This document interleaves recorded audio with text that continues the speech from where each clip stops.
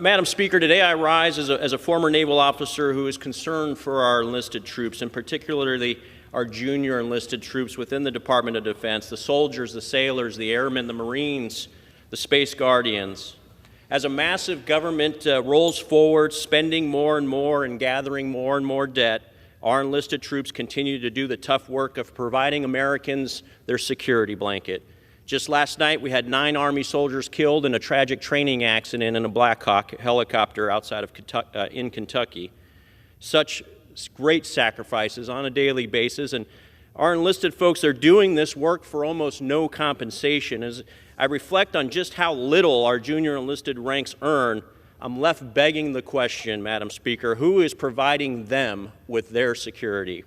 What lobbyist group is advocating for junior enlisted personnel who, when they first join the military, are making about $23,000 a year? Madam Speaker, I know you're familiar with this, having served your country, but this is a pay table from the DoD for FY23 showing what our enlisted troops make, and you can see when they first join, they're actually making less than $21,000 a year, and it's not until they're actually above an E3 with E4 rank over 4 years, 5 years, that they're actually above what we would consider minimum wage of $15 an hour or $32,000 a year.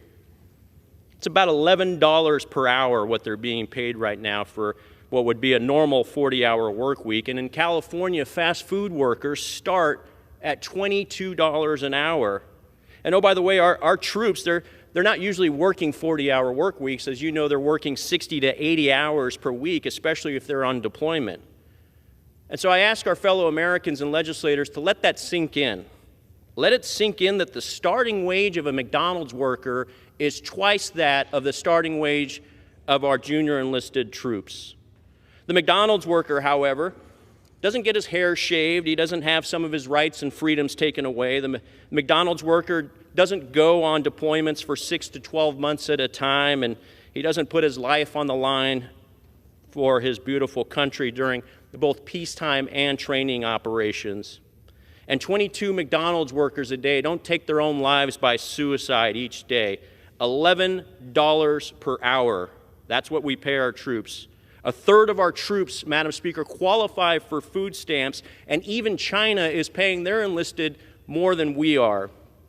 So, Madam Speaker, who's making sure that our enlisted troops are getting the resources that they need to provide for their family? Not just the financial resources, but food, safe housing, daycare, schools for their children, and jobs for their spouses. The DoD officers, they have an organization called MOAA, or the Military Officers Association of America. The Pentagon has their top brass that come to the Hill and testify, asking to make sure that they get all the weapons they require to maintain the pointy edge of the spear. But the sad fact remains that the junior enlisted of our military remain largely unrepresented and without a champion. And we wonder why we suffer from record low recruitment, record low retention. Today's retention problem is tomorrow's recruiting crisis. And pay and quality of life are the biggest drivers right now in our challenges to retention.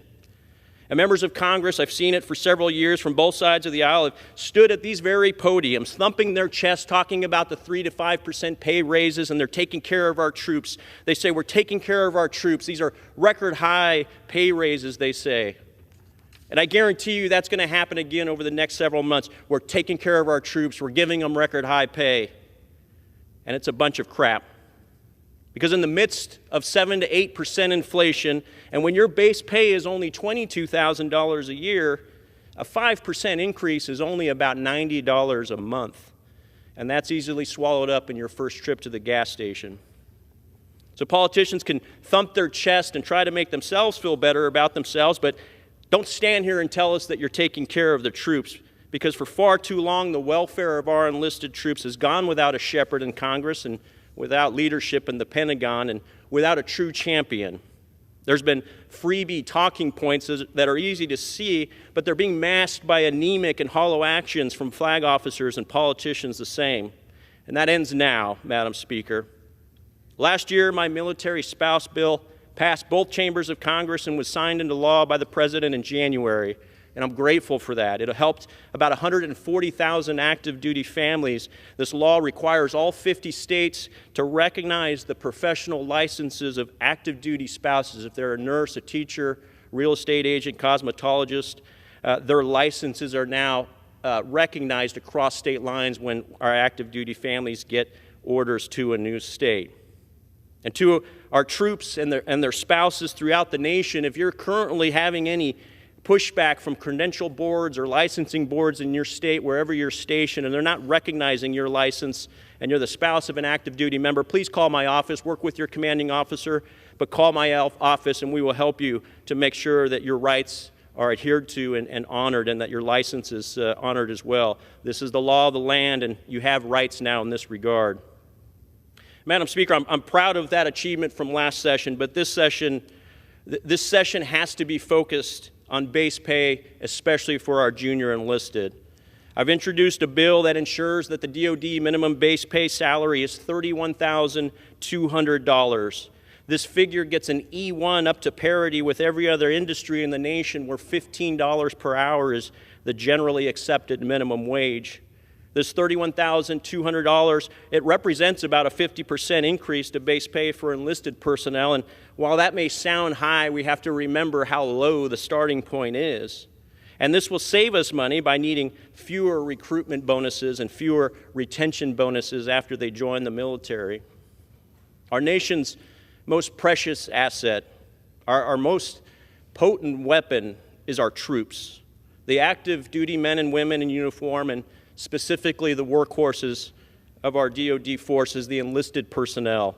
We can have stealth bombers, nuclear submarines, intercontinental ballistic missiles, sexy fighter jets, hypersonic weapons, and the most advanced satellites up in space, but on our current recruitment and retention trajectory, we will still lose a war against a peer threat like China, and we will still lose a two-front war against near-peer adversaries.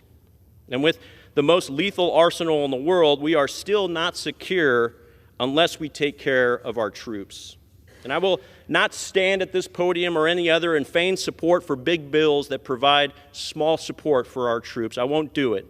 Our military, it begs for inspiration and for a mission. It craves leadership, and it thrives on patriotism. Our enlisted troops, they will literally climb mountains, they will move mountains, and they will give their life in defense of our way of life. But they won't complain about their pay because they are noble warriors, they are humble warriors. And as a nation, we must reestablish our dominance on the global stage, a position, frankly, that we lost in the wake of the Afghanistan debacle. The gap between our troops and their civilian counterparts right now is at an all-time high.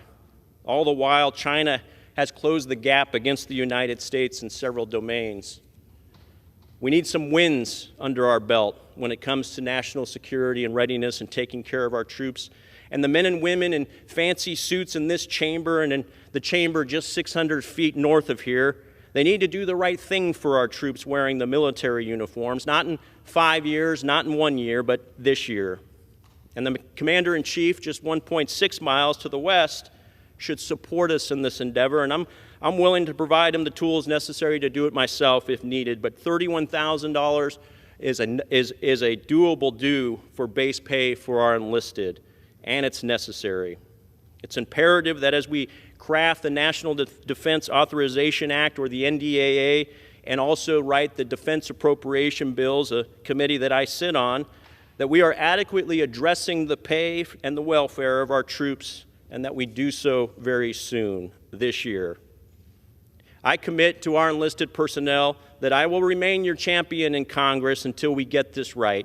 Your nation has forgotten you and neglected you for too long, and that ends this year. God bless our troops, and with that, Madam Speaker, I yield back.